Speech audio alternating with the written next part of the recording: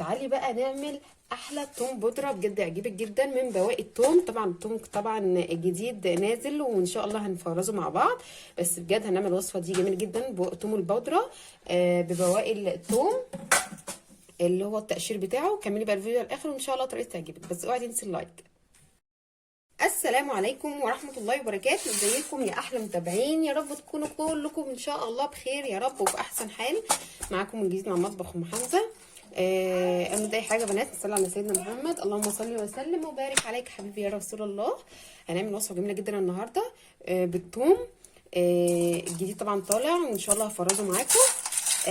بس انا جبت شويه توم كده عملتهم وان شاء الله هنزل الفيديو بعدين ان شاء الله طريقه عمل ان انا افرز زي الثوم بطريقه كويسه وان شاء الله، ودي انجح خطوه ان انت تفرزي بيها الثوم. تمام. طبعا احنا بنقشر الثوم، بنشيل طبقه الجلد اللي هي اللي فوق اللي هي التخينه اللي هي المجلده دي وبنرميها. لا ما نرميهاش، نحوشها كده زي ما انتم شايفين. انا حوشتها ونشفيها في الفرن. تقيد الفرن سخن خالص ولغايه ما يتحمص معاكي كده.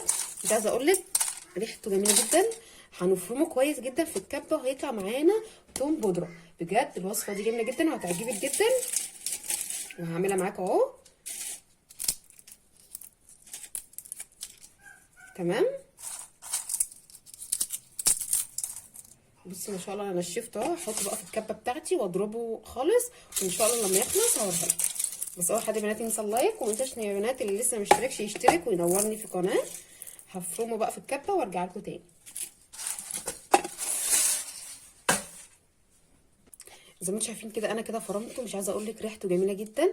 ممكن تفرميه اكتر براحتك، بس بجد الوصفه دي جميله جدا. بدل ما نرمي القشر بتاع الثوم اللي هو بيبقى جديد بيبقى هو مجلد كده مش وحش، ده جميل جدا. ريحته جميله جدا ومركزه بجد. حطيه بقى في كيسه او في علبه واستخدميه عادي خالص في اي تتبيله، هتعجبك جدا الطريقه بتاعتي. يا رب النهارده الفيديو ده عجبكم. ما تنسونيش بقى باللايك وتشتركوا في القناه. ما حدش ينسى على سيدنا محمد.